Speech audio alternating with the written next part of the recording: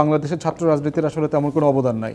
রাজনীতির দুর্বৃত্তায়নের কেন্দ্রে ছিল ছাত্র রাজনীতি। ব্যারিস্টার আসাদুজ্জামান ফুয়াদ, আপনার কাছে আসি। আমরা আলোচনা করছিলাম এর আগে, এই টেবিলেই আপনার সাথেও কথা হয়েছে যে সংস্কার আগে না নির্বাচন আগে, এরকম এক ধরনের বিতর্ক ছিল। এখন কি সেটি থেকে ক্রমশই কোন নির্বাচনের আগে কোন নির্বাচন, মানে কোনটির আগে কোনটি, এরকম একটা অবস্থানে বাংলাদেশের রাজনীতি চলে যাচ্ছে কিনা, আজকে আমরা সেই বিষয়টি বোঝার চেষ্টা করছি। এবং এবি পার্টির অবস্থান কি নির্বাচন প্রসঙ্গে। আমরা জাতীয় সংসদ নির্বাচনের আগে স্থানীয় সরকার নির্বাচনের প্রসঙ্গ এসেছে, ছাত্র সংসদের প্রসঙ্গটি তো আপনি শুনলেন। না, আমি এর ভিতরে খুব মৌলিক কোনো বিরোধের জায়গা আমি দেখতে পাচ্ছি না। আপনাদের এখানেও বলেছি, প্রথম কথা হচ্ছে যে জাতীয় অথবা স্থানীয় নির্বাচন করবার জন্য ইলেকশন কমিশনের, সংস্কার কমিশনের রিপোর্ট, নির্বাচন কমিশনের নিজস্ব প্রস্তুতি, ভোটার যে তালিকাটা আছে এটা হালনাগাদ করবার একটা কর্মযজ্ঞ আছে। কলেজ বিশ্ববিদ্যালয়গুলোতে নির্বাচন দেবার ক্ষেত্রে আপনি অলরেডি স্টুডেন্টদেরকে আইডি কার্ড ইস্যু করে দিয়েছেন এবং তার স্টুডেন্ট আইডি কার্ডই হচ্ছে তার ভোটার কার্ড। অতএব সেখানে ভোটার তালিকা হালনাগাদ করার কোনো ব্যাপক কোনো কর্মযজ্ঞ নাই। প্রত্যেকটা বিশ্ববিদ্যালয় জানে যে আসলে তার ছাত্র কারা, তার ছাত্রী কারা, কারা ভোট দেবে না দেবে।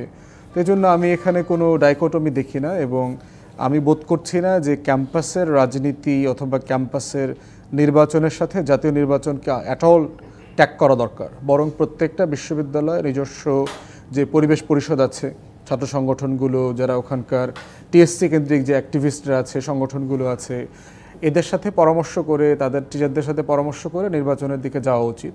ব্যক্তিগতভাবে আমি ক্যাম্পাসে দলীয় রাজনৈতিক ছাত্র সংগঠনের বিপক্ষে।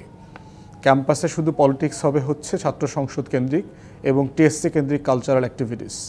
সারা দুনিয়াতেই পলিটিক্যাল লিডারশিপ, ছাত্র সংগঠন থাকবে, কোনো রাজনৈতিক দলের ছাত্র সংগঠন থাকবে না। আমি বিশ্বাস করি যে আমাদের ছাত্র রাজনীতি সারা দুনিয়াতে যেটা হয়, বড় বড় বিশ্ববিদ্যালয়গুলোতে, বিখ্যাত বিশ্ববিদ্যালয়গুলোতে যেটা হয়, ছাত্র সংসদ কেন্দ্রিক ছাত্র রাজনীতি এবং নেতৃত্ব তৈরি হয় এবং টিএসসি কেন্দ্রিক। এই দুইটা জায়গা হচ্ছে আগামী দিনে রাজনীতি তৈরি করবার জায়গা। এবং দ্বিতীয় হচ্ছে যে আপনি যদি আমাদের ব্যর্থতার ইতিহাস দেখেন, আমি ব্যক্তিগতভাবে, আমি নিজে ছাত্র রাজনীতি করেছি, ছাত্র রাজনীতির পরিবার থেকে এসেছি, আমি ব্যক্তিগতভাবে মনে করি বাংলাদেশের ছাত্র রাজনীতির আসলে তেমন কোনো অবদান নাই, খুব সামান্য। এবং এই রাজনীতির অবদানের জায়গাটা যদি আপনি শুধু দেখেন 53 বছর না, আপনি গত 60-70 বছরের লড়াই সংগ্রামে দেখেন বাংলাদেশ কোনো ভালো রাজনীতিবিদ পেয়েছে কিনা, পেলে কজন পেয়েছেন। আপনি 53 বছরের ইতিহাসে আমার ব্যক্তিগত অবজারভেশন হচ্ছে একমাত্র সফল রাষ্ট্রনায়ক যদি বলতে চান সেটা প্রেসিডেন্ট জিয়াউর রহমানকে বলতে হবে আমার জায়গা থেকে। উনি তো পলিটিক্স করে আসেন নাই। যারা রাজনীতি করে এসছেন তাদের সফলতার জায়গা দেখেন অলমোস্ট, মানে আপনি রাজনীতিতে, ছাত্র রাজনীতির কোনো ভূমিকা, আপনি কোনো কন্ট্রিবিউশন আমি দেখতে পাচ্ছি না। বরং আপনি এই দেশটাকে ডুবানোর পিছনে যদি তালিকা করেন, এই দেশটাকে যারা ডুবাইছে, সেটা আমলা বলেন আর হচ্ছে রাজনীতিবিদরা বলেন, তার অধিকাংশ লোক পাবেন কোনো না কোনো ফর্মে ছাত্র রাজনীতি করছে। লুটপাট, চুরি, চামারি, মানে রাজনীতির দুর্বৃত্তায়নের কেন্দ্রে ছিল ছাত্র রাজনীতি।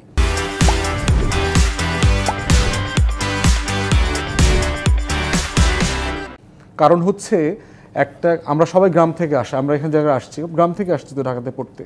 তো এই গ্রাম থেকে আসা নিম্নবিত্ত কৃষক পরিবারের ছেলেমেয়েরা যখন এসে ক্যাম্পাসে পলিটিক্স করে, তখন তার সাধ্যের যে সক্ষমতা দরকার পলিটিক্স করবার জন্য, এটা তার তৈরি হয় না।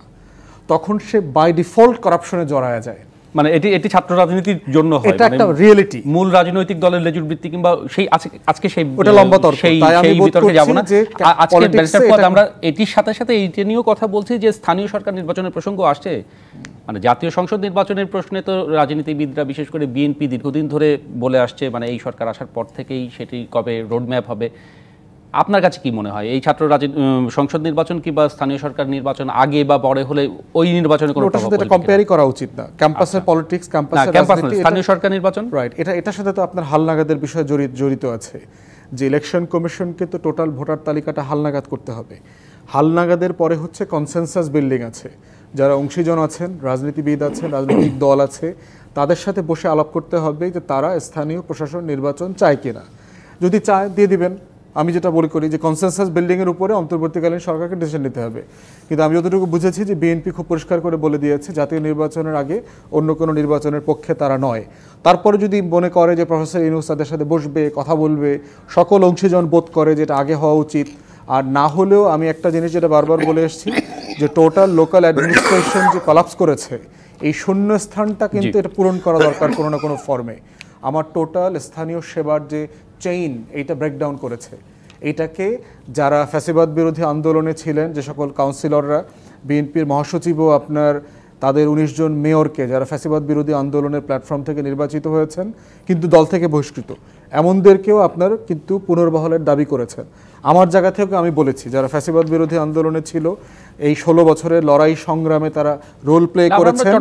চট্টগ্রাম সিটি কর্পোরেশন তো দেখেছি বিএনপি দায়িত্ব নিয়েছে, তো সেই জায়গাতে একটা স্ক্রিনিং করে করে এখানে প্রশাসক আকারে ওনাদেরকে দায়িত্ব দেওয়া দরকার, কারণ স্থানীয় সেবাটা টোটালি ব্রেকডাউন করেছে। একদম স্পষ্ট।